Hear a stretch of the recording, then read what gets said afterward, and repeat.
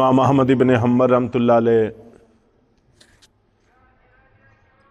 उन बड़े 4 इमामों में से एक हैं जिनकी इक्तिदा आज तक उम्मत का एक बड़ा हिस्सा करता चला आ रहा है। इस वक़्त भी हरमैन शरीफैन में आइम्मा किराम इसी मसलक से ताल्लुक़ रखते हैं और एक वक़्त ऐसा भी था कि इमाम अहमद इब्न हम्बल रहमतुल्लाह अलैह तन्हा एक तरफ थे और पूरी सल्तनत इस्लामिया इनके ख़िलाफ़ गलती पर इनके मद्दे मुकाबिल खड़ी थी। लेकिन पूरी ताकत इनको हक़ से हटा न सकी और हक़ पर कायम रहे। जितनी बड़ी शख्सियत होती है उनकी बातें उतनी ही ज़्यादा वज़नी और अहमियत की हामिल होती हैं। चुनाचे इनके बेटे की शादी थी तो बेटे की शादी से पहले बेटे को 10 नसीहतें इन्होंने की थी।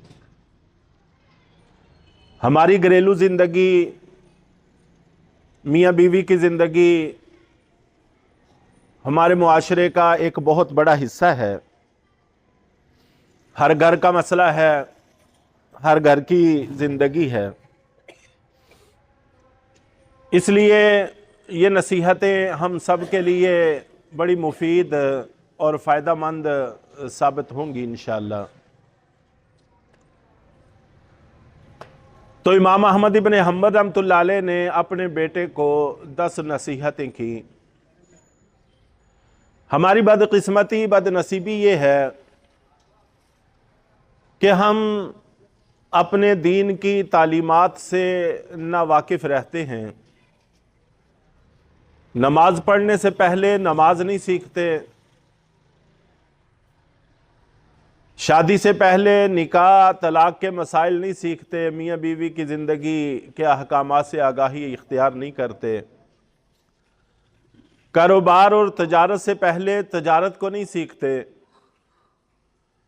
मुलाजमत से पहले मुलाजमत को नहीं सीखते। उसका नतीजा हम भुगतते हैं। हम समझते हैं कि इन तमाम तर कामों का मकसद सिर्फ पैसा इकट्ठा करना है। ये मकसद नहीं,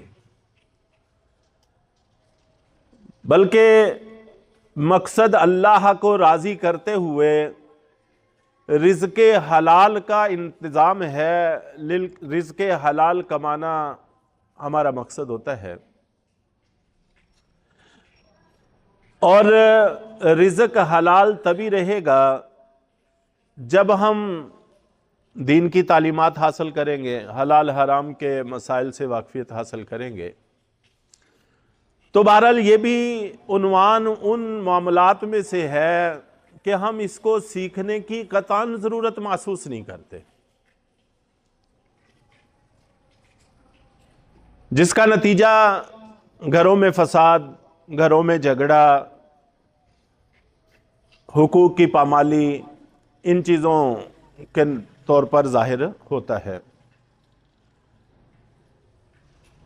कुरान पाक में अल्लाह रब्बुल इज़्ज़त ने बड़े वाज़े लफ्ज़ों में इरशाद फरमाया है कि हमने ये रिश्ता इसलिए कायम किया है ताकि तुम एक दूसरे से सुकून हासिल करो, एक दूसरे का लिबास बनो। लिबास इंसान के अयूब को छुपाता है, ऐबों को ढांपता है,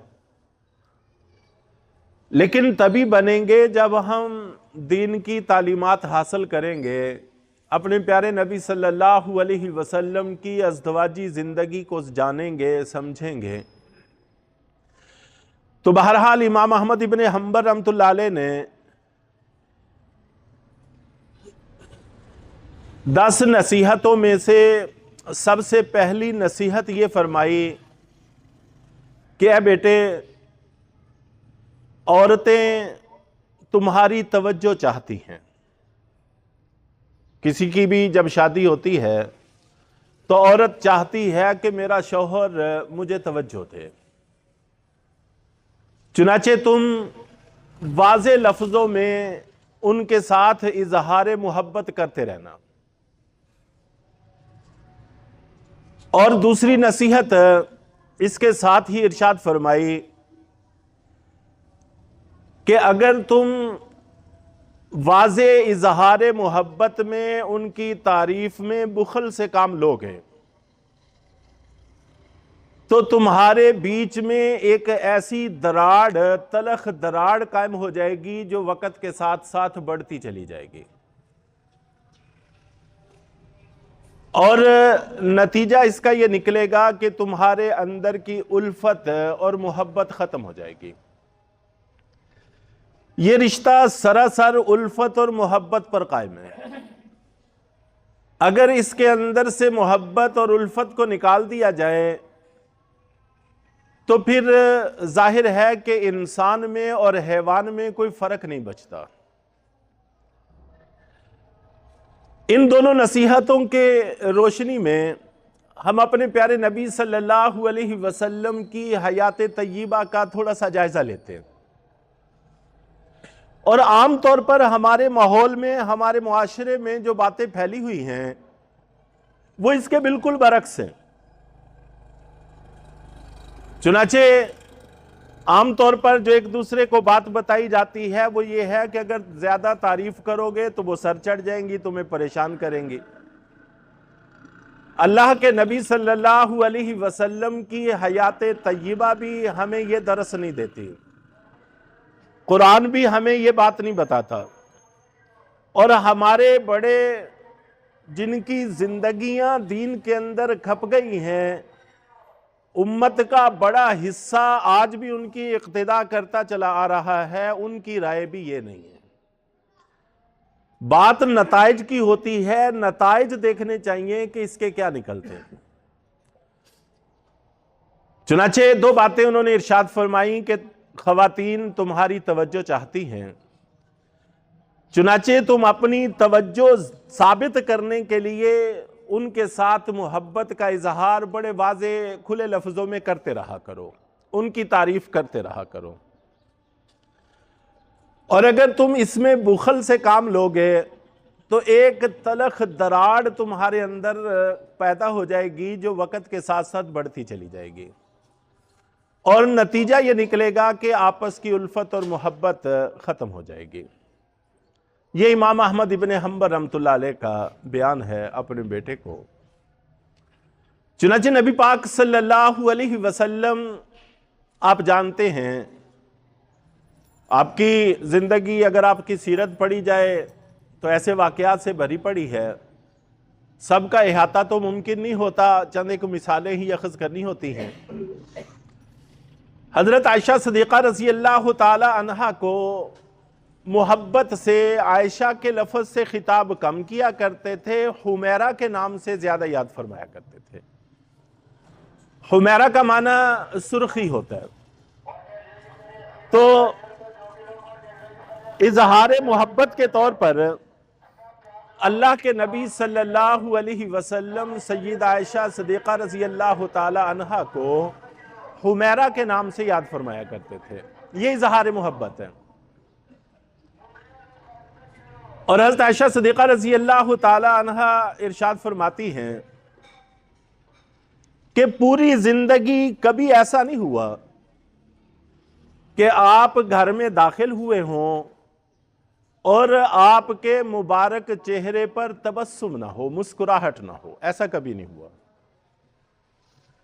ख़ास तौर पर आजकल के हालात में कारोबारी उलझने बहुत ज़्यादा हैं, अखराजात बेशुमार हैं और हर जगह तरह तरह की खिलाफ तबीयत बातें इंसानों को पेश आती रहती हैं और अक्सर लोग टेंशन और इस किस्म की अमराज में मुब्तला पाए जाते हैं। तो घर में दाखिल होते वक्त ये ख्याल नहीं रहता कि हम अब घर में दाखिल हो रहे हैं। अपनी तमाम तर मसरूफियतें, तमाम तर परेशानियां पीछे छोड़कर जब घर में दाखिल हों तो हशाश बशाश खुले हुए चेहरे के साथ और मुस्कुराते लबों के साथ घर में दाखिल होने के असरात उम्दा हैं, अच्छे हैं। और खुद अल्लाह के नबी सल्लल्लाहु अलैहि वसल्लम की हदीस मुबारक है कि अल्लाह ताला के बारे में कि जब बीवी शौहर को देखकर मुस्कुराती है और शौहर बीवी को देखकर मुस्कुराता है तो अल्लाह इन दोनों को देखकर मुस्कुराते हैं, खुश होते हैं। तो इससे मालूम हुआ कि अल्लाह भी चाहते हैं कि घरेलू जिंदगी खुशगवार हो और अल्लाह के रसूल भी यही चाहते हैं और हमारे अकाबिर की तालीमात भी हमें यही हैं। लेकिन हम इन मामलात में बड़ी कोताही बरतते।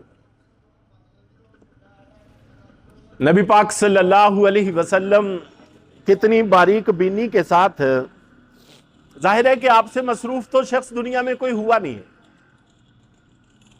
आप इमामुल अंबिया हैं, 23 साल जिंदगी नबूवत की आपको अता हुई।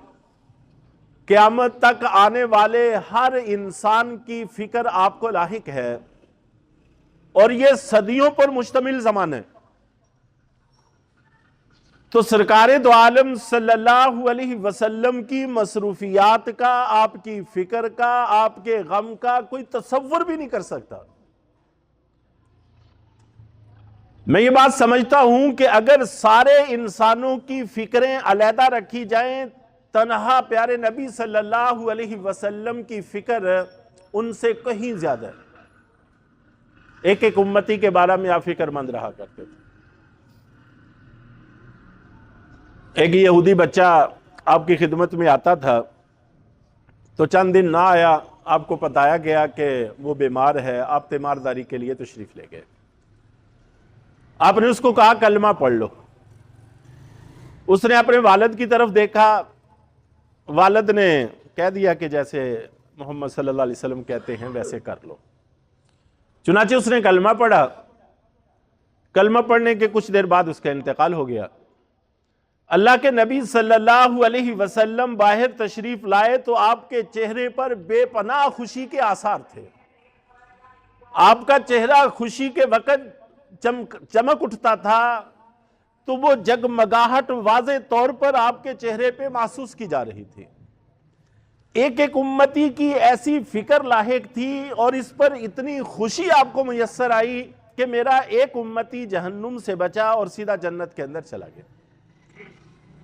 तो आपको बेपनाह फिक्रें लाहिक थी, लेकिन फिर भी जब घर में दाखिल होते थे तो वो तमाम तर फिक्रें अलहदा रख के बड़े खिले हुए चेहरे के साथ अब घर में तशरीफ लाते थे। और अम्मा जान आयशा सिद्दीक़ा रज़ी अल्लाह ताला अन्हा से मनक़ूल है, आप मिसवाक चबा के देते तो आप वो मिसवाक इस्तेमाल करते और बर्तन को जहां पे हजरत आयशा सिद्दीक़ा रज़ी अल्लाह ताला अन्हा मुंह लगाकर पानी पीती, ठीक उसी जगह पर आप अपने लब मुबारक रख के पानी पिया करते थे। ये इजहार है। और मैं बस ये कर रहा था कि इतनी बारीक बीनी के साथ मामलात पे आपकी नजर रहती थी कि हम और आप दंग रहेंगे। एक दफा बातों बातों में बैठे अल्लाह के नबी सल्लल्लाहु अलैहि वसल्लम ने फरमाया कि आयशा, जब तुम मुझसे राजी होती हो तब भी मुझे पता चल जाता है और जब तुम मुझसे नाराज होती हो तब भी मुझे पता चल जाता है। अब जाहिर है कि हज़रत आयशा सिद्दीक़ा रज़ी अल्लाह ताला अन्हा की नाराजगी वैसी तो नाराजगी नहीं होती थी जैसी हमारे घरों में होती है।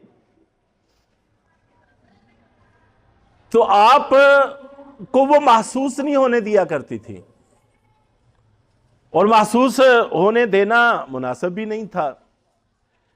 लेकिन आपकी बारीक बीनी मामलात पर ऐसी थी कि आप भांप लिया करते थे, हजार पर्दों के बावजूद भांप लिया करते थे। चुनाचे हज़रत आयशा सिद्दीक़ा रज़ी अल्लाह ताला अन्हा ने अर्ज किया कि अल्लाह के रसूल आपको कैसे पता चलता है? मैंने तो कभी इसका इजहार नहीं किया। तो आपने फरमाया कि जब तुम मुझसे राजी होती हो और किसी बात पर तुम्हें कसम उठाने की जरूरत पेश आती है तो तुम व रब्बी मोहम्मद कहकर कसम उठाती हो कि मैं मोहम्मद सल्लल्लाहु अलैहि वसल्लम के रब की कसम उठाकर कहती हूं कि यह मामला ऐसे है। और अगर तुम्हारे दिल पर थोड़ी सी गिरानी होती है और तुम्हें किसी बात पर कसम उठाने की जरूरत पेश आती है तो उस वक्त वह रब्बी इब्राहिम कहती हो कि मैं इब्राहिम अलैहिस्सलातु वस्सलाम के रब की कसम उठाकर कहती हूं कि मामला ऐसे है। बातें भी हो रही हैं, हंसी खुशी भी हो रही है, लेकिन दिल के अंदर छुपी हुई मामूली सी जो 1% का भी 1000वां हिस्सा होगी, उतनी सी नाराजगी भी अगर दिल में कहीं छुपी हुई है तो सरकार दो आलम सल्लल्लाहु अलैहि वसल्लम उसको भांपा भी करते थे और उसका तदारक भी किया करते थे।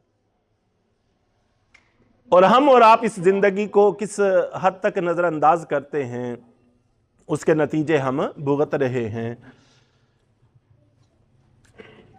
हजरत अब्दुल्ला बिन अमर बिन आस रजी अल्लाह ताला अन्हु, हजरत अब्दुल्ला रजी अल्लाह ताला अन्हु ये भी बड़े सहाबा में से हैं, हदीस के चंद एक बड़े बड़े रावियों में से एक हैं।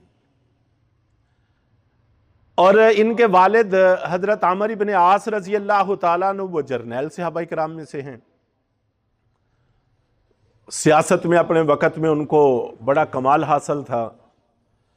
वो मैदान के आदमी थे और ये इल्मी मैदान के आदमी थे, वो जंगी मैदान के आदमी थे। चुनाचे हजरत अमर इब्न आस रजी अल्लाह ताला अन्हु ने हजरत अब्दुल्ला अपने बेटे की शादी की और शादी करने के बाद उनको अलहदा मकान भी दे दिया। हज़रत अब्दुल्ला रजी अल्लाह ताला अन्हु खुद अपना वाक़या बयान करते हैं, बुखारी शरीफ में कई जगह पर है। तो हज़रत अब्दुल्ला रजी अल्लाह ताला अन्हु कहते हैं कि ऊंचे बावकार ख़ानदान में मेरी शादी हो गई और चंद दिनों के बाद मुझे मकान भी उन्होंने अलहदा दे दिया। चंद दिनों के बाद फिर तशरीफ़ लाए घर में हाल अहवाल पूछने के लिए, तो अपनी बहू से पूछने लगे कि बताएं अब्दुल्ला कैसे आदमी है,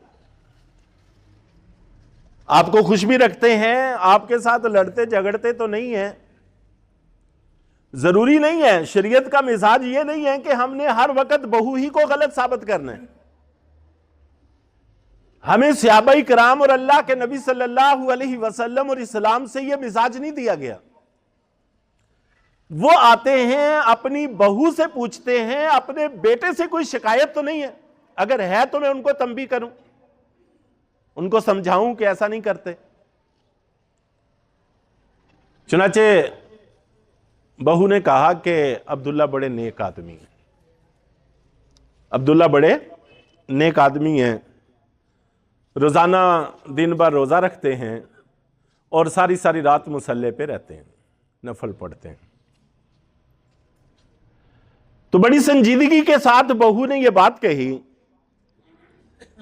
तो कुर्बान जाए इन लोगों पर कि कैसी इनको तालीमात दी गई थी और कैसा शरीयत पर इनका अमल था।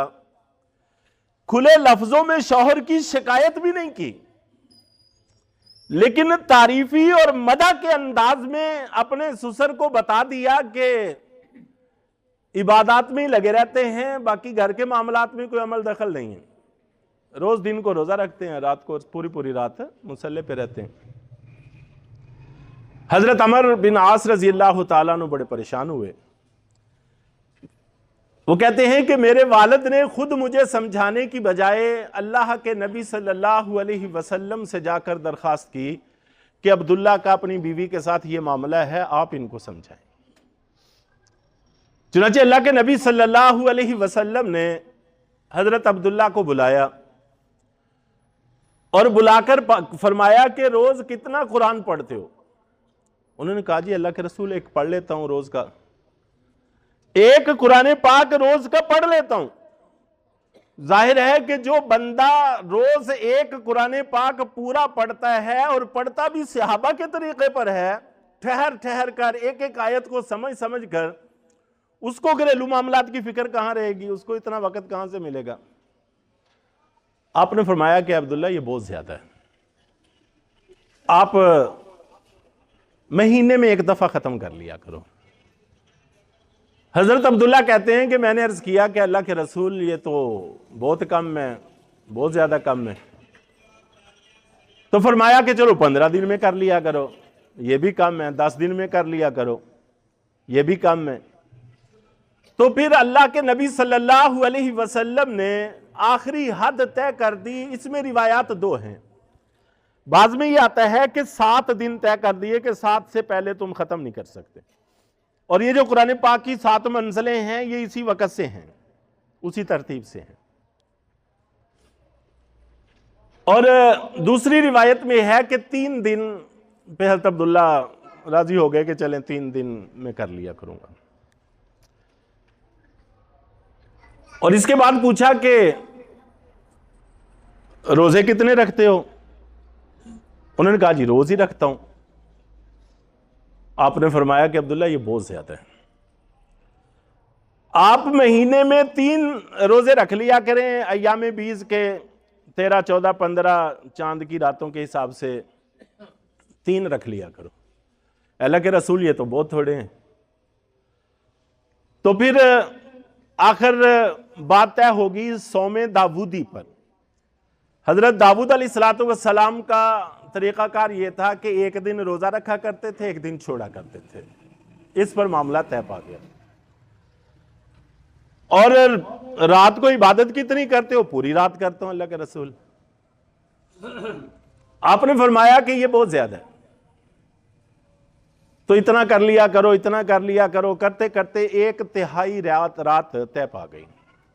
हज़रत अब्दुल्ला रज़ी अल्लाह ताला अन्हु 1/3 पे राजी हो गए। 2/3 आराम करें और 1/3 इबादत कर लिया करें।